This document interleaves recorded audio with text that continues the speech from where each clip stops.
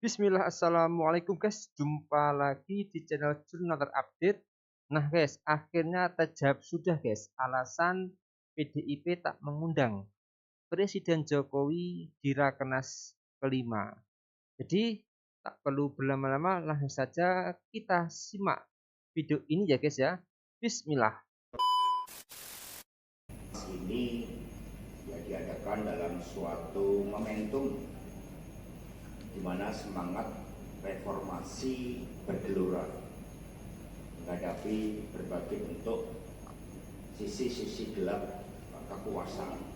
Dan itu terekam kuat di dalam memori publik, terekam kuat dari apa yang disuarakan oleh para tokoh-tokoh civil society, para guru besar, para ahli hukum, dan para seniman, bahkan budayawan yang juga menyimpulkan bahwa pemilu 2024 merupakan pemilu yang paling brutal dalam sejarah demokrasi Indonesia, yang diwarnai dengan berbagai bentuk kecurangan yang diawali dengan suatu konstruksi rekayasa hukum di MK. Dan pemilu ini dalam sengketa Pilpres baru pertama kali ada dissenting opinion dari 3 hakim MK. Dengan spirit itu tentu yang diundang adalah mereka yang memiliki spirit di dalam menegakkan demokrasi hukum. Ini guys, menegakkan negara hukum. ini jawabannya. Menegakkan demokrasi yang berkedaulatan Kayaknya loh ya. Sehingga PD Perjuangan ini pijakannya pada sejarah sangat kuat, karena Ibu Mega dan PDI Perjuangan adalah partai yang tidak hanya menjadi victim atas pemerintahan yang sangat otoriter saat itu, tetapi juga memiliki legacy di dalam memperjuangkan demokrasi yang berkedaulatan rakyat. Itulah yang akan diundang oleh PDI Perjuangan dalam rapat kerja nasional yang kelima. Kemudian yang kedua, nampak oposisi politik guys terhadap pemerintahan yang akan datang. Di dalam pembahasan rapat-rapat pendahuluan, termasuk melibatkan DPC dan DPD partai dalam rangka Rakernas kelima, DPP memberikan kesempatan bagi DPC dan DPD untuk menangkap suara arus bawah, suara anak ranting PAC dan DPC partai. Merekalah yang nanti di dalam rapat kerja nasional ini memiliki kedaulatan penuh untuk menyampaikan aspirasi, sehingga sikap-sikap politik tentu saja juga akan melihat bagaimana problematika yang dihadapi oleh rakyat, bangsa, dan negara.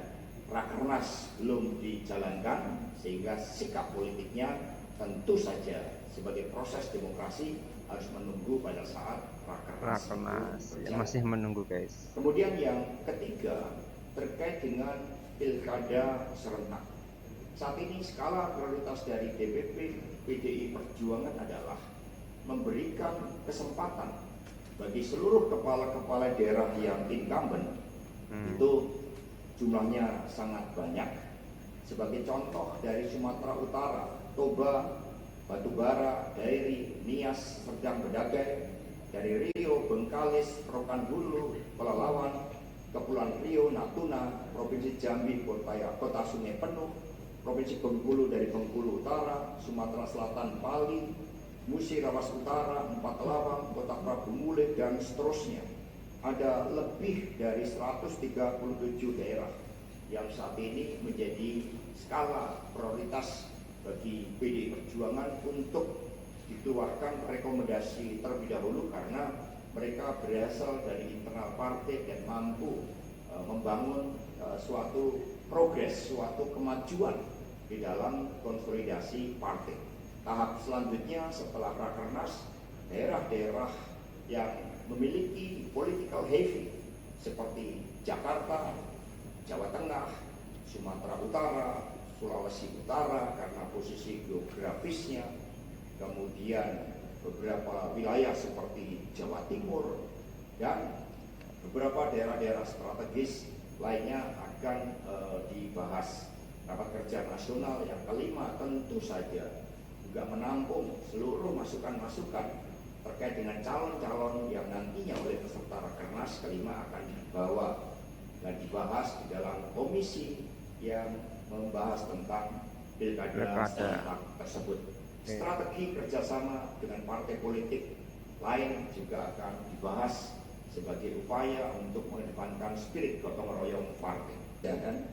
Jadi Rakernas yang kelima ini kan sebagai pelembagaan partai, Rakernas 5 itu selalu dijalankan setelah pelaksanaan pemilu.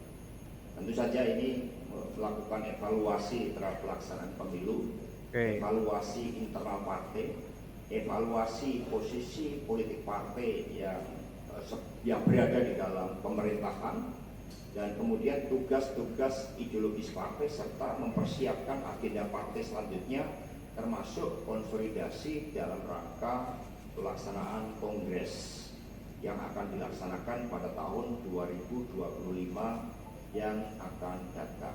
Betul guys, di pembahasannya ada kejutan ya, PDI sebagai partai yang terlembaga, apa kejutannya? sehingga segala sesuatunya terencana dengan baik dan akar kekuatan PDI Perjuangan yang didukung oleh kekuatan wong cilik inilah yang justru akan terus-menerus digelorakan. Kemudian terkait dengan Pilkada Jateng, kami partai yang sistemik mengadakan kaderisasi sekolah partai. Kami tidak kekurangan stok pemimpin karena mereka telah dipersiapkan secara berjenjang. Itu banyak calon gubernur dan wakil gubernur yang berasal baik itu dari tingkat pusat maupun juga dari kepala daerah dan kader-kader partai lainnya. Ini sedang digodok karena merupakan hal yang sifatnya strategis yang tentu saja nanti akan diumumkan secara serentak ya, sebagaimana yang terjadi dalam pilkada serentak. Ada pengumuman tahap pertama, tahap kedua, tahap ketiga, dan seterusnya. Kemudian terkait dengan pilihan politik, ya setiap warga negara oleh konstitusi memiliki hak untuk berserikat dan berkumpul, termasuk mau bergabung ke partai politik mana. Ada yang bergabung karena idealisme, ada yang bergabung karena kepentingan praktis kekuasaan. Jadi Perjuangan menghormati pilihan-pilihan untuk bergabung di dalam partai politik tersebut. Yang lain? Ya, silakan.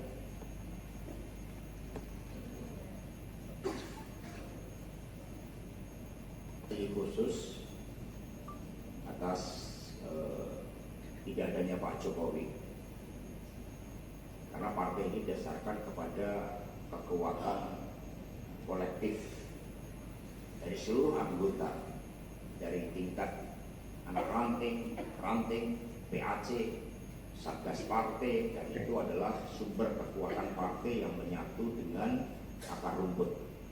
Tapi Rakernas juga akan melakukan evaluasi secara kritis terhadap apa yang terjadi. Maka kami sudah mengadakan berbagai fokus group discussion dengan mengundang para pakar.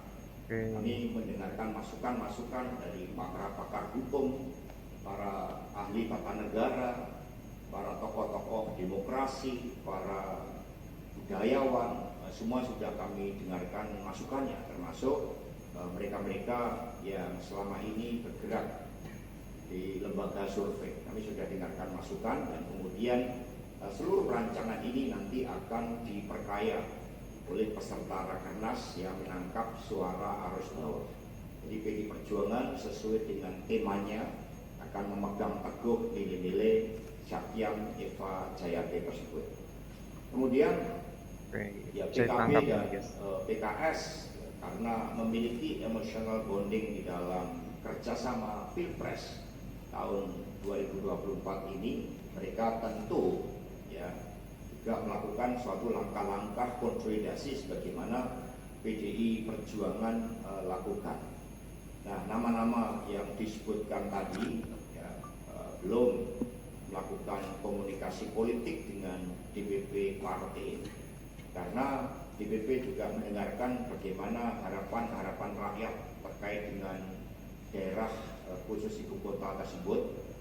Ya, proses interkoneksi dengan wilayah-wilayah sekitar, upaya untuk mengatasi pencemaran udara, membangun sistem transportasi publik yang nyaman, mengatasi berbagai persoalan-persoalan lingkungan, itu yang juga menjadi concern dari DPP PD Perjuangan. Tetapi begitu rapat kerja nasional kelima dijalankan, semua akan bergerak cepat. Karena DPP juga sudah membentuk suatu tim khusus dalam kaitannya dengan pilkada serentak tersebut.